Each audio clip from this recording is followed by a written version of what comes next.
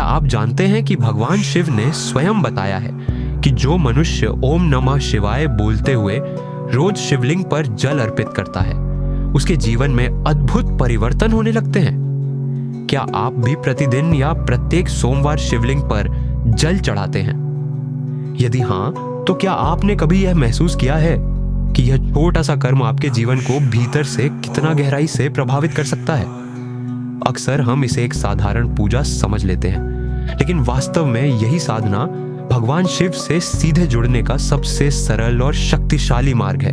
सोचिए, एक साधारण सा जल का लोटा, न उसमें कोई विशेष वस्तु होती है और न ही कोई आडंबर, लेकिन जब वही जल सच्चे मन से ओम नमः शिवाय का उच्चारण करते हुए शिवलिंग पर अर्पित किया जाता है, तो वह जल साधारण नहीं रहता। वह हमारे दुख, भय, पाप और अहंकार को अपने साथ बहा ले जाता है। भगवान शिव कहते हैं कि ऐसा जल केवल पत्थर पर नहीं गिरता, बल्कि भक्त के जीवन की तपन को शांत करता है और उसके मन को निर्मल बनाता है। सोचिए, एक साधारण सा जल का लोटा, न उसमें कोई विशेष वस्तु होती है और न ही कोई आडंबर, लेकिन जब वही जल सच्चे मन से ओम नमः शिवाय का उच्चारण करते हुए शिवलिंग पर अर्पित किया जाता है, तो वह जल साधारण नहीं रहता। वह हमारे दुख, भय, पाप और अहंकार को अपने साथ बहा ले जाता है। भगवान शिव कहते हैं कि ऐसा जल केवल पत्थर पर नहीं गिरता, बल्कि भक्त के जीवन की तपन को शांत करता है और उसके मन को निर्मल बनाता है।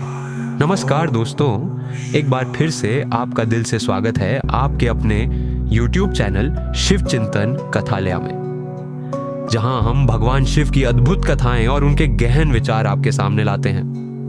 अगर आप भी भगवान शिव के सच्चे भक्त हैं तो कमेंट में जरूर लिखें हर हर महादेव। इस वीडियो को लाइक करें, अपने दोस्तों और परिवार के साथ शेयर करें और हमारे चैनल को सब्सक्राइब करके बेल आइकन दबाना ना भूलें, ताकि आपको भोलेनाथ की ऐसी ही अनमोल कथाएं निरंतर मिलती रहे।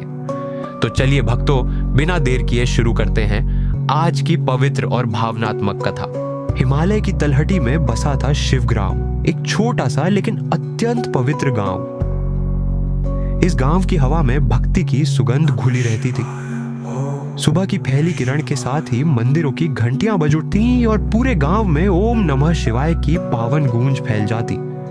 गांव के लोग मानते थे कि जो मनुष्य सच्चे मन से ओम नमः शिवाय बोलते हुए शिवलिंग पर जल अर्पित करता है, भगवान शिव उसकी हर पुकार सुनते हैं।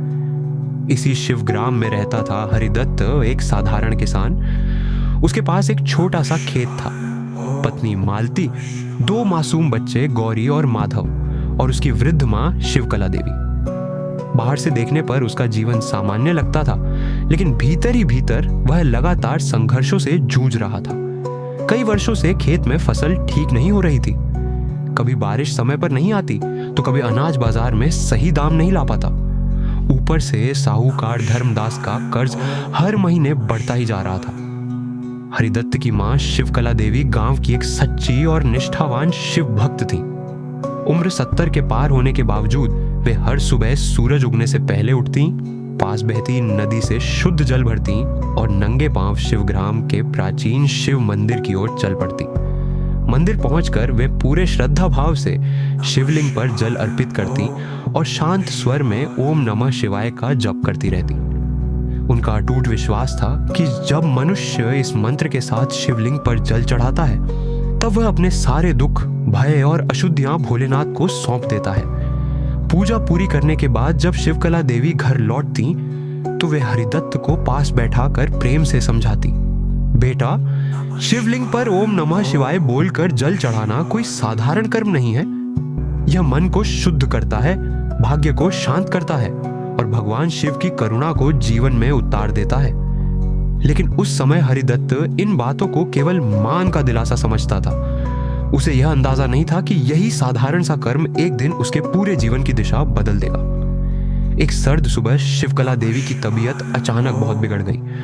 उनकी सांसें उखड़ने लगी। गांव का वैद्य बुलाया गया, लेकिन उसने भी साफ कह दिया कि अब सब कुछ भगवान शिव के हाथ में है। यह सुनकर हरिदत्त भीतर से टूट गया। उसने पहली बार अपनी मां को इतना असहाय देखा और उसकी आंखों से आंसू बहने लगे। अगली सुबह सूरज उगने से पहले हरिदत्त उठा। उसने नदी से तांबे के लोटे में शुद्ध जल भरा और मंदिर की ओर चल पड़ा। मंदिर में प्रवेश करते ही उसे एक अद्भुत शांति का अनुभव हुआ। उसने श्रद्धा से शिवलिंग पर जल अर्पित किया और पहली बार पूरे मन से बोला, ओम नमः शिवाय। उसने कुछ नहीं मांगा, बस अपनी मां को भोलेनाथ के चरणों में सौंप दिया। उस क्षण उसे लगा जैसे वर्षों से दबा हुआ बोझ उसके हृदय से उतर गया हो। उसी रात शिवकला देवी की हालत में सुधार होने लगा। वैद्य भी यह देखकर हैरान रह गया। शिवकला देवी ने कमजोर स्वर में कहा, बेटा, यह संयोग नहीं है, यह उस जल का फल है जो तूने ओम नमः शिवाय बोलकर शिवलिंग पर चढ़ाया है। उस दिन से हरिदत्त ने निश्चय कर लिया कि वह प्रतिदिन शिवलिंग पर जल अर्पित करेगा। समय बीतने लगा। हरिदत्त का मन शांत रहने लगा। घर का वातावरण बदलने लगा।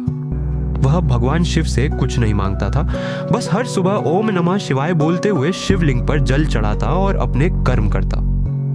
कुछ ही महीनों बाद गांव में भयंकर सूखा पड़ गया। लेकिन आश्चर्य की बात यह थी कि हरिदत्त के खेत हरे भरे बने रहे।